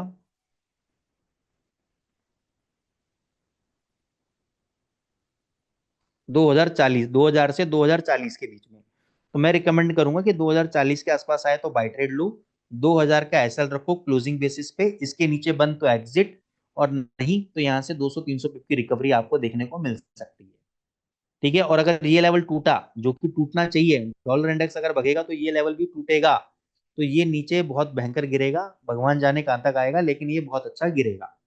अब शॉर्ट टर्म ट्रेड में क्या हो सकता है, लॉन्ग टर्म ट्रेड तो समझ में आ गया। यहाँ पे बनाया मॉर्निंग स्टार पैटर्न, ये एक बुलिश रिवर्सल पैटर्न है जिसमें पहला कैंडल बेयरिश होता है, दूसरे की छोटी बॉडी होती है और तीसरा आपका ग्रीन कैंडल होता है। अब इसका हाई ये वाला है 1.2171। इसके ऊपर अगर 2 घंटे का कैंडल क्लोज हो गया तो इसके हाई के ऊपर हम बाय ट्रेड एग्जीक्यूट करेंगे, ये वाला लो अपना एसएल रखेंगे, और टारगेट हमारा फिर 2390 तक का हम टारगेट लेके चलेंगे इसके अंदर। बहुत ही बढ़िया रिस्क रिवॉर्ड रेशो स्ट्रेटेजी है जिसको आप अपने फॉलो करें। एयूडी यूएसडी में फिलहाल मेरा कोई भी अभी विचार या एनालिसिस नहीं है। जीबीपी जेपीवाई में भी सेम पैटर्न, जो जीबीपी यूएसडी में बन रहा था वही जीबीपी जेपीवाई में बन रहा है। इस मदर कैंडल के हाई के ऊपर अगर 2 घंटे का कैंडल क्लोज हो जाता है तो उसके हाई के ऊपर बाय, ये वाले कैंडल का एसएल, और आपको एक अच्छा खासा मूवमेंट मिलेगा ऊपर, नहीं तो ये नीचे ही टूटेगा। यूएसडी कैड में थोड़ा सा मैं बेयरिश हूँ, क्योंकि देखो पहले भी इसी लेवल से गिरा, वापस आया, लेकिन डॉलर इंडेक्स ने नया हाई बना दिया, यूएसडी सीएचएफ भी ऊपर भग गया। केवल ये यूएसडी कैड है जो अपने प्रीवियस हाई को तोड़ नहीं पा रहा है। इसका हाई है 1.4470, राउंड फिगर में बता रहा हूं मैं आपको। अगर ये 4470 तोड़ देता है तो यहाँ से फिर ये 4600 तक जाएगा, नहीं तो करंट लेवल पे आप ठोक दो, अभी ठोको, 4470 का ऐसा लगा दो और 4200 तक, 4250 तक टारगेट ले दो, अभी मार दो उसको पोजीशन शॉट। ठीक है। अब अगर आपका एसएल कट जाता है 4470, वहां से डबल क्वांटिटी से बाय कर लेना, फिर 4600 पे हम सारे लॉस को कवर करेंगे। तो मेरे कहने पे यहाँ पे शॉर्ट मार दो और अभी के अभी मार दो, सोचना ही नहीं है आपको। यूएसडी सीएचएफ बाय में है, कहां तक बाय जा सकता है, 9224, ये प्रीवियस लेवल है जहां से ये पहले भी गिरा था। ये देखो यहां से पहले भी गिरा था, और इसी जोन को मैं मार्क कर देता हूं तो यहां तक ये आएगा। यहां पे आप शॉर्ट पोजीशन चाहो तो बना सकते हो। ठीक है। लेकिन इसमें मैं वैसे तो देखो एवरेजिंग के खिलाफ रहता हूं, लेकिन जिसके अंदर ताकत है, मैं ये कह सकता हूं कि 500 पिप तक जो झेल सकता है इसमें लॉस, वो 93 के लेवल से, 93 के लेवल से शॉर्ट मारना चालू करे। 93 पे पहला लॉट, 9400 पे दूसरा लॉट, 9500 पे तीसरा लॉट। ठीक है ना। ऐसे करके 400-500 पिप तक जो झेल सकता है वो शॉर्ट मार के बैठा रहे। मैं लिख के तो नहीं दे सकता, लेकिन आपको अश्योरेंस दे सकता हूँ कि आपको जबरदस्त प्रॉफिट इसमें देखने को मिलेगा। ठीक है ना। क्योंकि डॉलर ज्यादा से ज्यादा क्या करेगा, $116 तक जाएगा, और वहां से 300-400 पे ये यूएसडी सीएचएफ चल देगा। वहां पे फिर उसके बाद जब गिरना स्टार्ट होगा तो 150-200 पिप कम से कम, 200 पिप कम से कम ये देगा आपको। तो अभी तो आप इसमें बाय पोजीशन चाहो तो बना सकते हो, करंट लेवल पे ही बना सकते हो। 9100 का आपका एसएल रहेगा, अभी आप बनाओ, और ऊपर 9300 तक भी आप बैठो आराम से, कोई दिक्कत नहीं है। लेकिन ये थोड़ा सा रिस्की ट्रेड है, पहले ही बता देता हूँ। अभी 9000 आ गया तो क्या होगा, तो भी मेरे लिए बाय में है, क्योंकि लॉन्ग टर्म ट्रेंड इसका भी पॉजिटिव है। लेकिन स्टॉप लॉस देना जरूरी है कहीं ना कहीं, इसलिए मैं आपको एक मीनिंगफुल स्टॉप लॉस दे रहा हूँ 9100 के हिसाब से। अदरवाइज मेरे हिसाब से तो इसको बाय ऑन डिप किया जाए, यानी ये 9100 या 9000 के आसपास आ जाए तो बाय ट्रेड लिया जाए इसका। और आराम से बैठा जाए, ये 200-300 पिप आपको दे देगा। यूएसडी जेपीवाई भी बाई ट्रेड है, 156 के एसएल के साथ बाई ट्रेड ले सकते हो। गोल्ड 2700 का लेवल ब्रेक नहीं किया, जियो पॉलिटिकल टेंशन के कारण ये ऊपर जा रहा था। डॉलर के साथ इसका इनवर्स को रिलेशनशिप है। यहाँ पे इसने इवनिंग स्टार कैंडल पैटर्न बनाया है। उस इवनिंग स्टार कैंडल पैटर्न का मेन कैंडल का लो इसने आज ब्रेक किया यहाँ पर 2700 का एसएल के साथ। अगर ये 2680 आता है, दोबारा शॉर्ट पोजीशन बना सकते हो। 2700 का आपका एसएल रहेगा। 2700 के ऊपर 2710 और 2720 दो रेजिस्टेंस है, लेकिन उसके ऊपर मैं नहीं चाहूंगा कि आप long position short position hold करो, ना ही लॉन्ग पोजीशन बनाओ। बस 2680 के आसपास आता है तो वहां पे एक शॉर्ट पोजीशन क्रिएट करो। 2700 का एसएल दो, 2640 का टारगेट दो। तो 20 पॉइंट का मैं एसएल दे रहा हूँ, 40 पॉइंट का टारगेट दे रहा हूँ। सबसे बढ़िया रिस्क रिवॉर्ड रेशियो स्ट्रेटेजी है। इसको आप ट्रेड एग्जीक्यूट करो, बढ़िया प्रॉफिट आपको देखने को मिलेगा। अब देखो, गोल्ड एक ऐसी कमोडिटी है जो ज्यादा नीचे नहीं जाएगी। इसके बहुत सारे फंडामेंटल कारण हैं। तो मैं रिकमेंड करूंगा कि जब भी ऊपर के लेवल से 70-80 पॉइंट गिर जाए, तो धीरे धीरे करके बाय ट्रेड लेते रहो, लेते रहो, लेते रहो, लेते रहो, और ऊपर प्रॉफिट काटते रहो। ठीक है ना, ये नीचे नहीं आने वाली। बहुत सारे फंडामेंटल रीजंस हैं। बस बैंक बैलेंस इतना रखना। वर्स्ट केस सिनेरियो, मैं हमेशा बोलता हूँ वर्स्ट केस सिनेरियो, बहुत ज्यादा खराब हुई तो $2000 बस, यहां तक का बैकअप आप रखो। और मैंने पूरा कैलकुलेट कर लिया है, 5-7 लाख रुपए से ज्यादा चाहिए नहीं इसके अंदर। इतना अपना लगा के रखो, आपको नुकसान होगा ही नहीं। ये आपकी एफडी मानो आप, और बाय ट्रेड लेके बैठे रहो, आराम से प्रॉफिट देके जाए। ठीक है, इसके अलावा जो लोग US 30 में ट्रेड करते हैं उनको मैं बता देता हूँ। US 30 में डाउ जोन्स इंडेक्स के अंदर बहुत हैवी सेलिंग हुई है। यहाँ पे ब्रेकआउट भी मार दिया है रेक्टेंगुलर एरिया से। अब कोई भी अगर बाउंस बैक आता है तो उसमें शॉर्ट बनता है, शॉर्ट करके चलो। ये अच्छा वाला गिरने को रेडी बैठा हुआ है। ठीक है, इसके अलावा कोई भी करेंसी पेयर पे आप एनालिसिस चाहते हैं तो बता सकते हैं। गोल्ड का सर मैंने बता दिया है। इसके अलावा और कोई करेंसी पेयर का आप चाहते हैं बता सकते हैं, उसके बाद हम लोग स्ट्रेटेजी पार्ट के ऊपर चलेंगे। किसी और करेंसी में आप चाहते हैं कि भाई एनालिसिस मिले? गोल्ड का मैंने बता दिया, 2680 पे आए, दोबारा बाउंस बैक मारे तो शॉर्ट पोजीशन बना लेना इसके।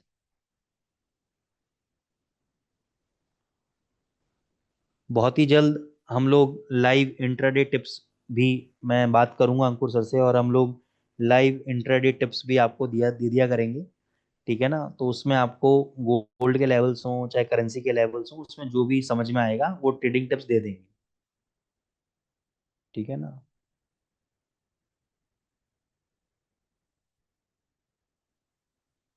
चलिए, तो हम स्ट्रेटेजी पार्ट पे चलते हैं।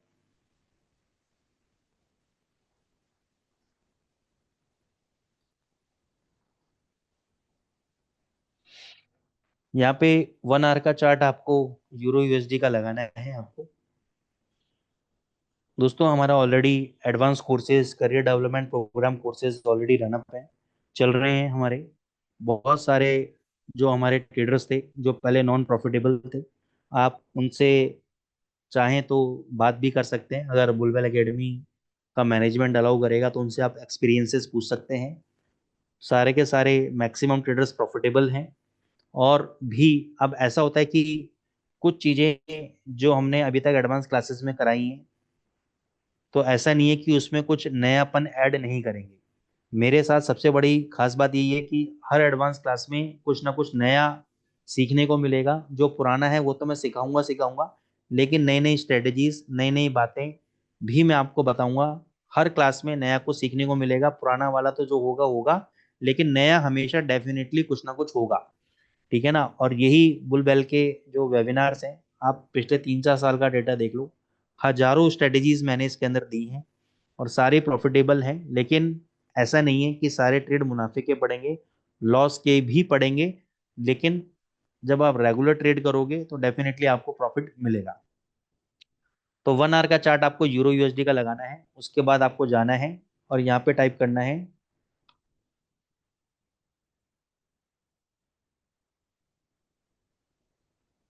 LWMA, linear weighted moving average, ये लिखोगे आप। और ये लीनियर वेटेड मूविंग एवरेज आपका आ जाएगा। ये वाला इंडिकेटर आपको प्लॉट करना है इसके अंदर। ये वाला इंडिकेटर आपको प्लॉट करना है। प्लॉट कर दिया आपने ये वाला इंडिकेटर। अब इसकी सेटिंग में जाना है। सेटिंग में आपको 10, 100 और 200 ये पैरामीटर आपको डालने हैं। 10, 100, 200 जल्द से जल्द आप इसका स्क्रीनशॉट ले लीजिए। अब आपको एक ईएमए लगानी है, आपको exponential moving average. Moving average exponential, इसकी सेटिंग में जाएंगे, यहाँ पे लिखना है 20। 20 का लेंथ लिखना है आपको, ठीक है।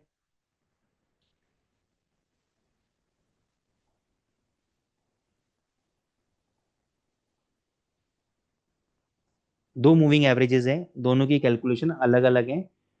3-4 तरह की स्ट्रेटेजीज में हम ट्रेड कर सकते हैं। पहले मैं आपको बेसिक वाली बताऊंगा। जैसे ये 20 पीरियड की मूविंग एवरेज इस वाले मूविंग एवरेज के ऊपर आ जाएगा, तो यहाँ पे हम बाय ट्रेड, जो भी कैंडल होगा, हाईएस्ट कैंडल होगा, उसके हाई के ऊपर हम बाय ट्रेड ले लेंगे। और जब तक हमें 30-40 पिप नहीं मिलते, हम उसको होल्ड करेंगे। ये देखो, यहाँ पे बाय ट्रेड एग्जीक्यूट हुआ आपका 746, 1.0746, और हाई लगाया 844। और भी देखो हाई लगाया। यहाँ पे मूविंग एवरेज ने क्रॉसओवर किया। यहाँ पे हमने शॉर्ट पोजीशन बनाई। शॉर्ट पोजीशन थी आपकी 856, लो लगाया 825, और लो लगाया 778, प्रॉफिट आ गया। फिर यहाँ पे देखो, दोबारा क्रॉसओवर किया इस मूविंग एवरेज ने सिंडिकेटर को।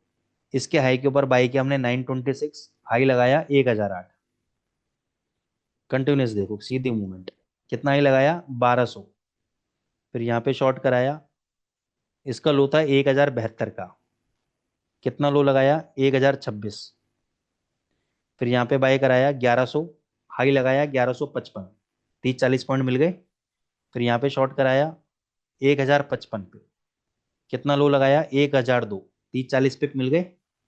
फिर यहाँ पे देखो, यहाँ पे बाय कराया 1087। कितना हाई लगाया 1176। 1198। फिर यहाँ पे देखो शॉर्ट कराया 1098।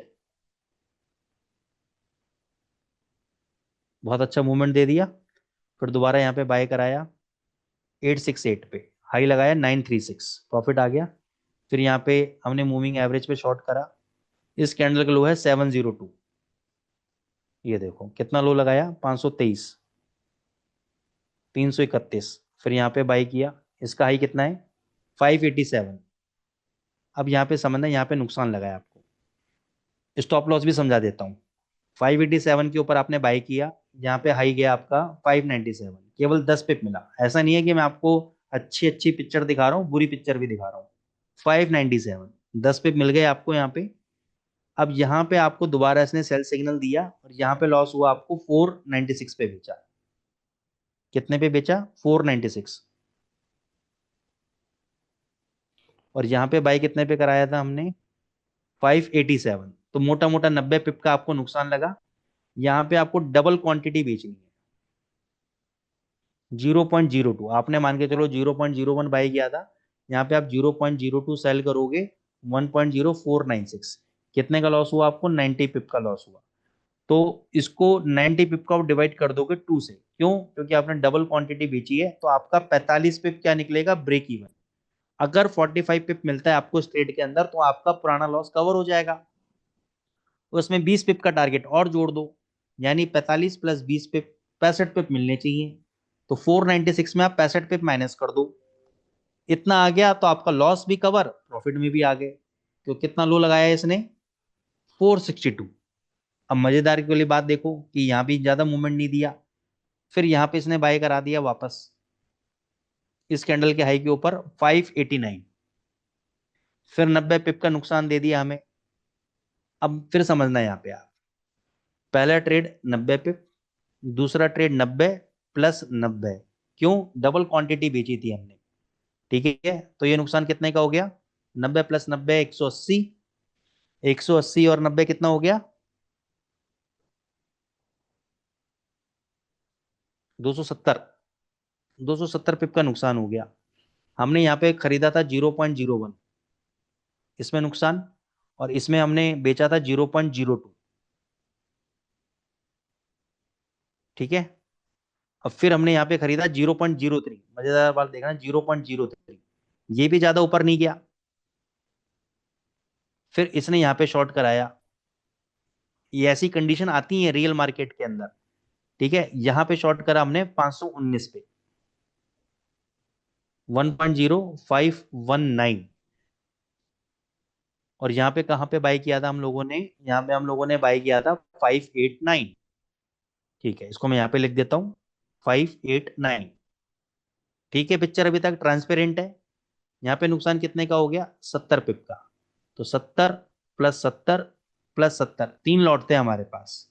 तो 270 में, अब देखो कैलकुलेशन, मैं भी इतना मैथमेटिक्स में इतना इंटेलिजेंट नहीं हूँ। 270 पिप का पहले नुकसान था, फिर 70, फिर 70, फिर 70, 480 पिप का नुकसान हो गया। तो टोटल 0.01 के लॉट के हिसाब से $48 का नुकसान हो गया। ठीक है, कोई दिक्कत नहीं है। 480 पिप डिवाइड बाय 4। क्यों? क्योंकि यहां पे मैं क्या बेचूंगा? यहां पे मैं सेल करूंगा 0.04। एक एक लॉट बढ़ाता रहूंगा, डबल डबल नहीं कर रहा हूं, एक एक लॉट बढ़ा रहा हूं। अब समझना, 480 डिवाइड बाय 4, कितना पिप चाहिए मेरे को? केवल 120 पिप चाहिए अपना लॉस कवर करने के लिए। कहां पे मैं सेल कर रहा हूं? 519 पे मैं सेल कर रहा हूं। ठीक है, अब देखते हैं कि कितना नीचे जाता है। 348। कितना गया? 348। कहां पे सेल किया था? 519 पे। ठीक है, 519 पे किया था, 120 पिप चाहिए था मेरे को लॉस रिकवर करने के लिए। 519 माइनस 120, यानी 399 पे मेरा लॉस कवर हो गया था। लो कितना लगाया? 348, यानी मैं प्रॉफिट में भी आ चुका हूं। सारा लॉस कवर करने के बाद प्रॉफिट में भी आ चुका हूं। फिर देखो, यहाँ पे इसने बाय ट्रेड देने की कोशिश करी, लेकिन इस कैंडल का हाई ब्रेक नहीं हुआ। और कितना लो लगाया? 224। फिर यहाँ पे इसने बाय ट्रेड दिया, लेकिन क्यों एग्जीक्यूट नहीं हुआ बाय ट्रेड? क्योंकि इस कैंडल के हाई के ऊपर हम बाय नहीं करेंगे, ये जो सबसे हाईएस्ट कैंडल है नियर बाय, इसके ऊपर हम बाय ट्रेड एग्जीक्यूट करेंगे, जो कि नहीं हुआ। अभी तक नीचे चल रहा है। Getting the point? अब ये आपकी चॉइस है कि आपको इस मूविंग एवरेज के साथ 20 पीरियड की लगानी है। अब मैं चेंजेस कर देता हूं इसमें, मान के चलो 100 पीरियड लगा देता हूं, तो क्या इफेक्ट आएगा? यहां जो एंट्री आ रही थी नहीं आई, यहां जो एंट्री आ रही थी नहीं आई, यहाँ पे जो एंट्री दी थी, बाई की जो एंट्री दी थी यहाँ पे 587 पे, फिर यहाँ पे ये 597 गया था, जो हमें लॉस दिया था ये नहीं आया। यहाँ पे जो एंट्री दी थी, केवल एक एंट्री यहाँ पे मिली हमें लॉस की। फिर उसके बाद जब इसने वापस सेल कराया यहाँ पे, तब से कंटिन्यूस सेल में, तब से कंटिन्यूस सेल में। तो हल्का सा मैंने मूविंग एवरेज को छेड़ा, और मेरी जो लॉस बीच में जो बार बार हो रहे थे, छोटे छोटे लॉसेस बढ़ के जो 480 तक गया था, वो केवल एक ही लॉस यहाँ पे बाय ट्रेड में दिया। यहाँ पर, यहाँ पे जो बाय हुआ, स्पाइक मारा, और उसके बाद दोबारा मैंने जब शॉर्ट किया यहाँ पर, तो सारा का सारा लॉस मेरा एक ही सिंगल ट्रेड में कवर हो गया। एक ही सिंगल ट्रेड में कवर हो गया। अब ये जो पॉइंट है, ये जो आपके इसके ऊपर, यहाँ पे आप री एंट्री प्लान कर सकते हो, लेकिन री एंट्री मैं क्यों नहीं समझा रहा हूँ? क्योंकि ये सिंस फ्री वेबिनार है बुलबेल एकेडमी की तरफ से, ये हमारे प्रीमियम कंटेंट की एक स्ट्रेटेजी की झलक है। अगर ये पूरी स्ट्रेटेजी का re entry setup, scalping setup सीखना चाहते हो आप, तो आपको हमारे एडवांस क्लासेस ज्वाइन करने पड़ेंगे। क्योंकि जो मेन रस है, जो मेन क्रीम है, वो मैं आपको वहां पे दूंगा। यहाँ पे केवल एक झलक दिखलाई थी मैंने कि भाई हम किस टाइप की स्ट्रेटेजीज और किस टाइप के तरीके से हम अलग अलग तरीके से पैसा बनाने की कोशिश करते हैं यहाँ पर। तो वो एक तरीका मैंने आपको यहाँ पे बताया है। आई होप गाइस आपको पसंद आया होगा। अगर आपकी कोई भी क्वेरीज है, आप पूछ सकते हैं, चाहे इस स्टडीज से रिलेटेड हो, चाहे फंडामेंटल रिलेटेड हो, चाहे और कोई करेंसी पेयर से रिलेटेड हो, कुछ भी आप पूछ सकते हैं। और अपने फीडबैक जरूर दें, आपको स्ट्रेटेजी कैसी लगी, आपको फंडामेंटल कॉन्सेप्ट कैसा लगा, टेक्निकल लेवल्स जो दिखाए हमने वो कैसे लगे। बीटीसी, कृष भाई बीटीसी बता देता हूँ मैं आपको।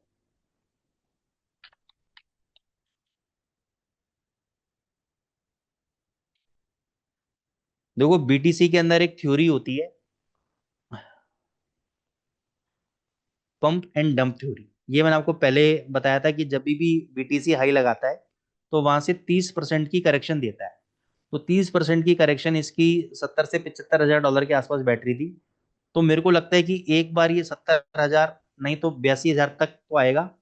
तो यहाँ पे 82,000 पे बाय करना है, $70,000 पे बाय करना है, और फिर आपको आराम से बैठे रहना है। 1,25,000 तक का मैंने आपको टारगेट दिया हुआ है मिनिमम, वहां तक ये जाएगा। तो जो भी शॉर्ट टर्म ट्रेडर्स हैं, अभी देखो उसने क्या किया है, ये तो लॉन्ग टर्म के लिए बताया है, शॉर्ट टर्म वाले समझ लो। शॉर्ट टर्म वाले के लिए मैंने ये स्टॉप लॉस दिया होता 90,000 का क्लोजिंग बेसिस पे।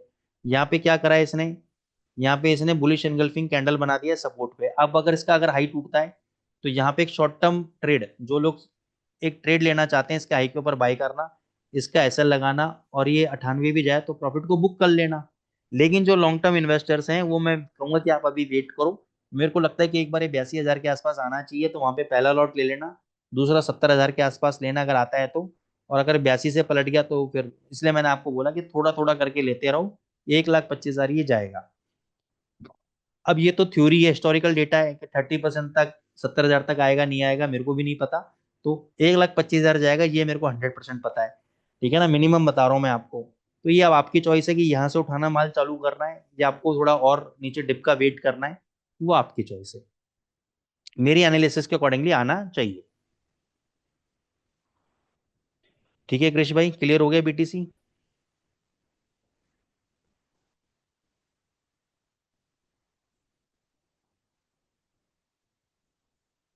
थैंक यू जिग्नेश भाई।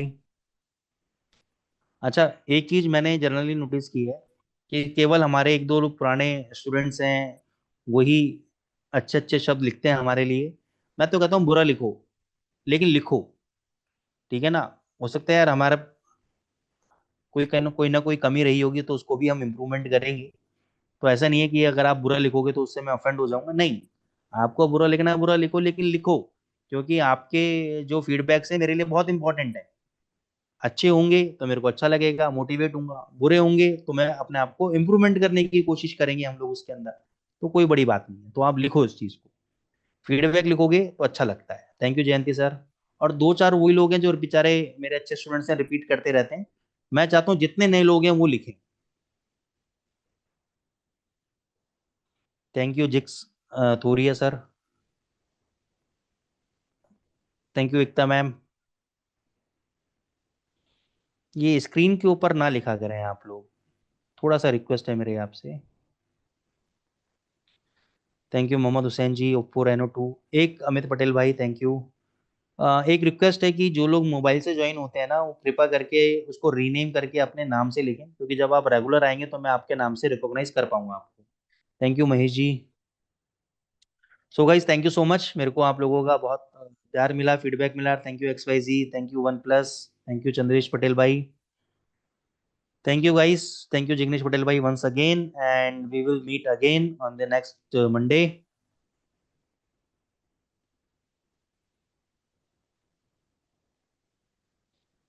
थैंक यू निखिल भाई, मुबारक हो आपको बहुत बहुत। निखिल पटेल भाई ने बोला है कि इवन के अंदर मेरे को अकाउंट में दिवाली ऑफर मिला है, तो बहुत बहुत मुबारक हो सर आपको। यहाँ पे कोई भी बुलबेल एकेडमी की तरफ से कुछ कोई बोलना चाहता है, कुछ मैसेज देना चाहता है, तो सर आप दे सकते हैं। थैंक यू प्रफुल भाई।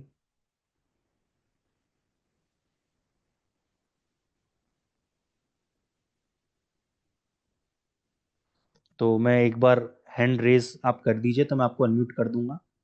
निखिल पटेल भाई कुछ बोलना चाहते हैं आप, मैं आपको अनम्यूट कर देता हूँ।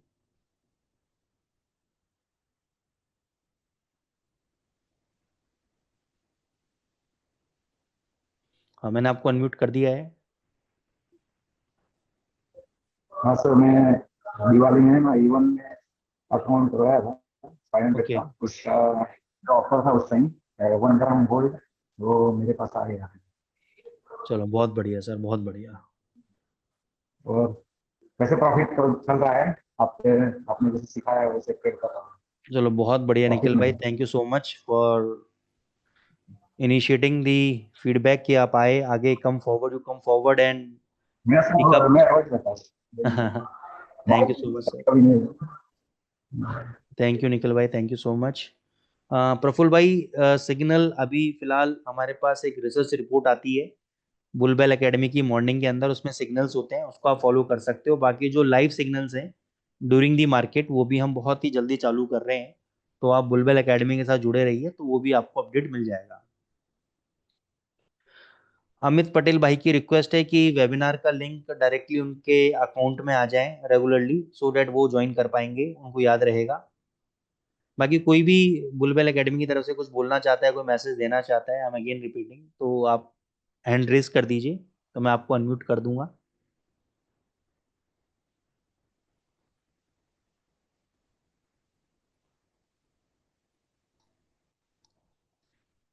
बाकी किसी की कोई और भी क्वेरी है तो आप बोल सकते हैं, और नहीं तो फिर हम लोग दोस्तों नेक्स्ट मंडे को मिलेंगे, आपसे बातचीत करेंगे दोबारा नए स्ट्रेटजीज के साथ, नए कॉन्सेप्ट के साथ। चलिए अमित जी, आपकी रिक्वेस्ट नोट कर ली गई है। चलिए guys, thank you so much, good night, take care, once again bye.